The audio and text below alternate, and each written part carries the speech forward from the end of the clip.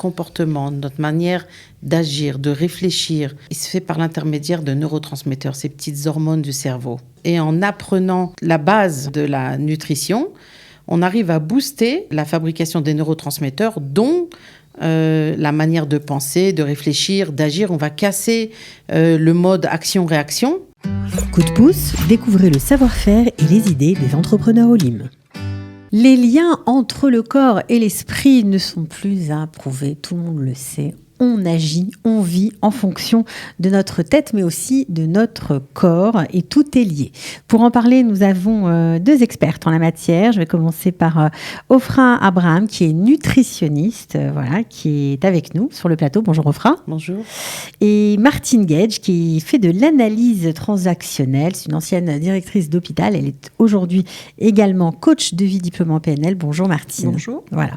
Alors on est ravis de vous accueillir toutes les deux parce que vous avez décidé de mettre votre savoir en commun pour améliorer nos vies. En gros, c'est ça. Tout à fait. Comment ça a commencé et pourquoi vous vous êtes passionnée pour la nutrition, Ofra ?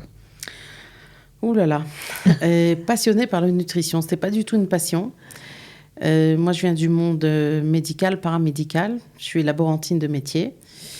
J'ai fait mes études en France à la Salpêtrière, les hôpitaux de Paris. Mais j'avais qu'une envie, c'est de monter en Israël. Et j'ai pas beaucoup travaillé en France. Et je suis arrivée ici, en Israël, et j'ai pas du tout aimé le laboratoire en Israël. Aucun rapport avec mes tipiotes, mes ambitions. Mais bon, j'y suis restée. Et puis, au cours du temps, j'ai découvert que j'avais des problèmes de santé. Et j'y croyais fort en la médecine, puisque c'est la voie que j'avais choisie. Quand on va chez le médecin et qu'on prend des médicaments, c'est pour guérir aussitôt. Et ce n'était pas du tout mon cas. Et très jeune, puisque je suis montée en Israël à l'âge de 23 ans, je me suis vue malade chronique et dégénérative, comme ça qu'on dit en français. Excusez-moi pour mon français, 30 ans en Israël. Non, c'est pas grave, on pardonne, pas de problème. Et donc, avec mon esprit très cartésien et très, très laborantine, je voulais pas trop me mettre en contact avec toutes les médecines ce qu'on appelait conventionnelles. Elles ne sont pas si douces que ça. Non conventionnelles ou parce que quand tu prends une herbe, de la phytothérapie très amère, c'est pas si... c'est pas si doux. Alternative, on va dire. Et j'aimais pas ce mot. Je l'appelle médecine complémentaire parce qu'elle vient complémenter le monde médical de toutes les manières. Et j'ai quand même été voir un homéopathe qui m'a changé déjà beaucoup de choses dès les premières séances. Et j'ai été très intriguée, j'ai voulu en savoir plus. Et j'ai commencé à étudier toute seule, je suis une autodidacte. Et bon, c'est un puits sans fond, toutes ces médecines-là. Donc j'ai décidé de rentrer dans une école. J'ai fait la Michelet Friedman, j'ai étudié la naturopathie pour en savoir plus, pour que ça soit bien organisé, ordonné, parce que ça partait vraiment en vrille. Et c'est comme ça que j'ai pu m'occuper de moi. Mais j'avais aucune intention de travailler dans le métier puisque je l'ai fait pour moi. Voilà, c'était pour toi. C'était pour moi. Ouais. Maintenant, quand ça a changé et bouleversé ma vie, les gens m'ont demandé ce que j'ai fait. Donc j'ai commencé... Moi, je suis quelqu'un qui donne énormément. Donc j'ai commencé à leur expliquer ce que j'ai fait, les traitements que j'ai eus, ce que j'ai appris. Je leur ai demandé d'appliquer. Et puis, c'est comme ça que... Tu vois que ça marchait aussi sur les autres. Ouais. Voilà. Donc perte de poids, mais on se sent mieux. Amélioration de la santé, perte de poids, bien-être, énergie, vitalité. Un grand changement. Mamache. Bon, alors vous vous êtes rencontrés sur le chemin parce que vous aussi vous étiez intéressé par des questions de nutrition et puis au fur et à mesure de vos rencontres, Ofra s'est rendu compte que vous étiez une pro de la communication, de l'analyse transactionnelle. Une pro, oui, on peut le dire comme ça. Disons que j'ai été formée il y a plus de 30 ans donc à cette technique. On peut dire rapidement que c'est une technique qui a été créée dans les années 50 aux États-Unis par le docteur Eric Berne. Et moi, j'ai été formée quand j'ai fait une formation de cadre avant d'être directeur. C'était, on va dire, ma première vie hospitalière. Et donc, j'ai été formée dans ce cadre-là. Et c'est effectivement un outil que j'ai utilisé depuis, j'allais dire, dans tous les aspects de ma vie professionnelle et personnelle. Alors, brièvement, ça consiste en quoi, l'analyse transactionnelle? Alors, l'analyse transactionnelle, c'est une théorie qui permet, en fait, à travers l'analyse, elle permet l'analyse. L'analyse de quoi? De nos comportements, de notre communication, de ce que l'on dit, ce que l'on ne dit pas, à travers des différentes grilles qui sont données. Donc la première, c'est prendre conscience qu'on a en chacun d'entre nous, on a 3 états du moi. Le moi, on en parle, et selon effectivement différentes théories, et avec Eric Berne, on découvre qu'effectivement, il y a un état du moi parent, un état du moi adulte et un état du moi enfant chez chacun d'entre nous. Et ce qui est intéressant, c'est d'apprendre à voir comment ces 3 états qu'on retrouve chez tout le monde, comment ils communiquent et comment ils peuvent communiquer et comment on peut améliorer sa communication, justement, c'est-à-dire que parfois on peut être dans des injonctions qu'on va donner, alors peut-être à nos enfants, mais peut-être aussi à notre époux ou à notre femme ou à notre employé si on est patron, et alors qu'on devrait pouvoir communiquer au stade de l'adulte, c'est-à-dire effectivement faire passer son message pour qu'il soit bien entendu et pas dans une espèce de relation de rapport de force un petit peu, et puis moi je sais, toi tu sais pas, moi je suis le parent, toi tu es un enfant, et donc comment on peut bien communiquer quand c'est déséquilibré? Eh bien voilà. Alors, on comprend que la partie de Martine, c'est vraiment la communication, mais alors on comprend mal le lien entre la nutrition et la communication, enfin. On est tous corps et esprit, ça, on ne s'est plus besoin de trouver. D'accord ? Maintenant, tout notre comportement, notre manière d'agir, de réfléchir, il se fait par l'intermédiaire de neurotransmetteurs, ces petites hormones du cerveau. D'accord ? On ne peut pas réagir, on ne peut pas vivre, c'est eux qui nous orchestrent, les neurotransmetteurs. Okay. Donc, les neurotransmetteurs, c'est de la matière. Les hormones, c'est de la matière. Et la matière, on l'obtient parce qu'on mange. D'accord ? Donc, si les neurotransmetteurs ne sont pas fabriqués en bonne quantité, en bonne qualité, au moment voulu, parce qu'il y a des neurotransmetteurs qu'on fabrique à un certain moment de la journée, on dépend d'une horloge biologique aussi. Bien sûr. Donc, si elles ne sont pas fabriquées au moment où on en a besoin, alors il n'y aura pas la réaction qu'on devrait obtenir. Donc, j'apprends aux gens à rééquilibrer leur alimentation, combler leurs carences. D'accord ? Manger équilibré et varié, c'est pas du régime, hein. D'accord ? Ah non, on a bien compris que c'était pas du régime, c'est de la nutrition. Et en fait, on va permettre au corps, à la physiologie du corps, de bien travailler. Et le corps, il est très, très, très intelligent et c'est exactement ce qu'il doit faire si on lui donne la bonne matière. C'est comme quand on achète une machine à laver et qu'on a le petit livret, le mode d'emploi. Si on ne respecte pas, et c'est bien écrit, si on ne respecte pas le mode d'emploi, la machine à laver ne va pas fonctionner et on va peut-être même la casser. Mais c'est exactement la même chose dans le corps, sauf que le corps, il a une autre dimension. Il a la dimension de survie. Ça veut dire si on ne lui apporte pas l'Aïsardoute, si on ne lui apporte pas ce qu'il a besoin, il va se débrouiller un peu, mais faire moins pour garder les organes vitaux en vie. Donc, on va délaisser certaines choses qui ne sont pas dans l'urgence. Et le corps, il va se débrouiller pour faire marcher que les organes vitaux. Comme ça, on dit ? Oui, très bien. Et voilà, donc en faisant une petite correction nutritionnelle, en comblant les carences et en apprenant la base de la nutrition, on arrive à booster la fabrication des neurotransmetteurs, dont la manière de penser, de réfléchir, d'agir. On va casser le mode action-réaction. Et Martine, pour ça, c'est super ce qu'elle va enseigner.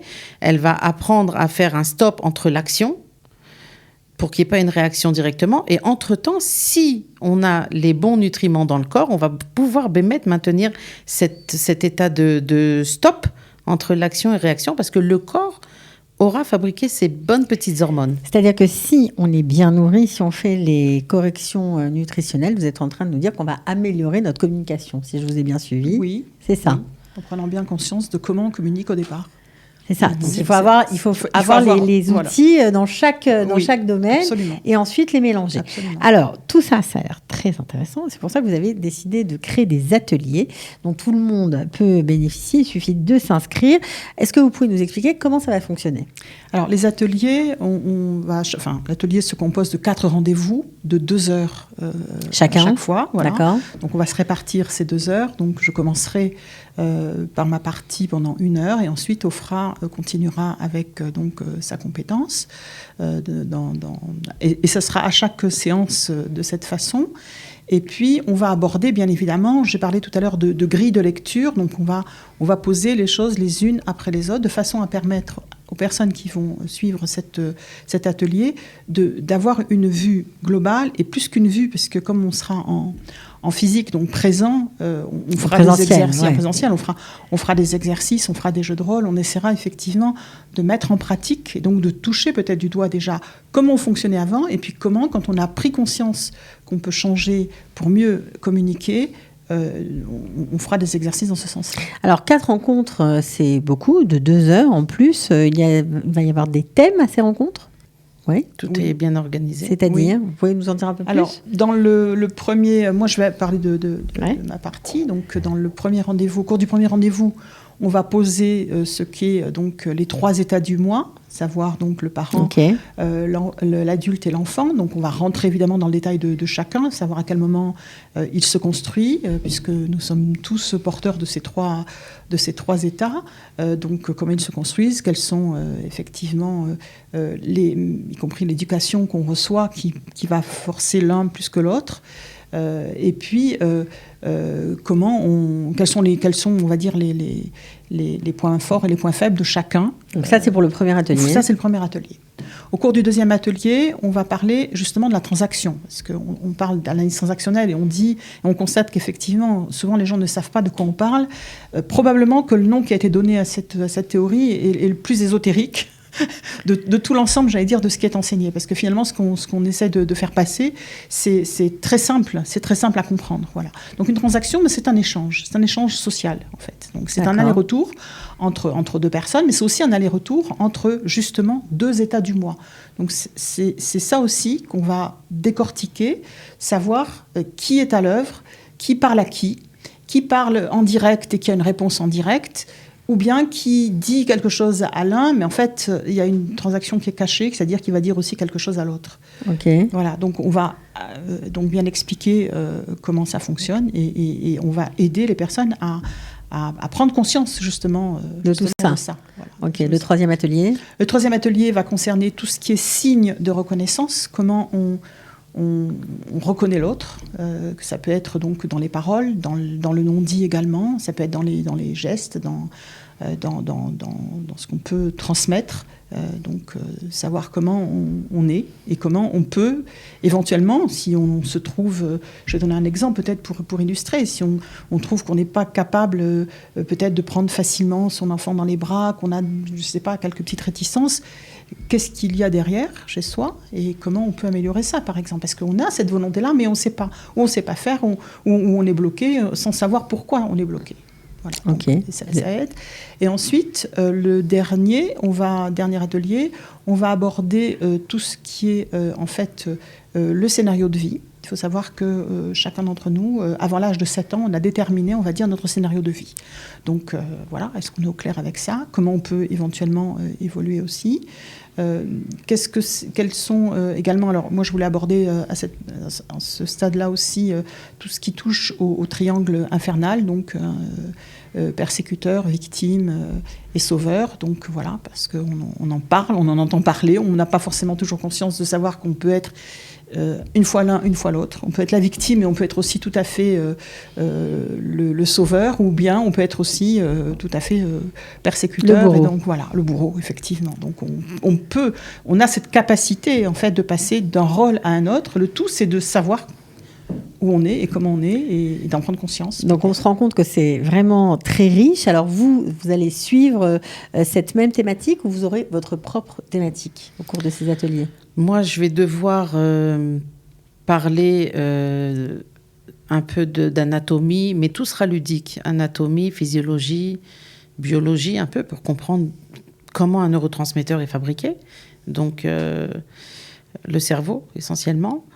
Et puis, je vais poser des bases de nutrition, ce qu'on appelle en hébreu les avot Amazon, les nutriments, les nutriments de base, les vitamines, les minéraux, les oligo-éléments, les fibres, l'eau. Je vais parler de chaque élément qui est très important dans le corps. Et ensuite, je vais nommer plein de neurotransmetteurs. Il y en a pas mal. Et chacun leur fonction dans le corps. On a des neurotransmetteurs qui nous permettent d'être contents. On a des neurotransmetteurs qui nous permettent de dormir. Un neurotransmetteur, la mélatonine. On a la sérotonine, on a la dopamine, on a l'adrénaline. C'est l'hormone qui va nous faire courir si on a un lion derrière et qu'on n'a plus de force, mais on y arrivera. Elles ont toutes une fonction, mais si elles ne sont pas présentes au bon moment, il va se passer... Une désorganisation. Complètement. Voilà. Et un déséquilibre physiologique, j'appelle ça. Et puis, ça, c'est les 3 premiers rendez-vous. Et le dernier, on va mettre en pratique. Ça va être normalement, le groupe sera bien construit. Et ce qui se passera dans le groupe, ça restera dans le groupe. Et justement, je leur demanderai de me montrer leur menu et on le corrigera ensemble pour que ensuite... Donc, chacun devra construire un menu oui. Afin d'être... d'assurer ces corrections tout à fait. Nutritionnelles. Ce sera des menus personnalisés en fonction de chacun? Chaque participant?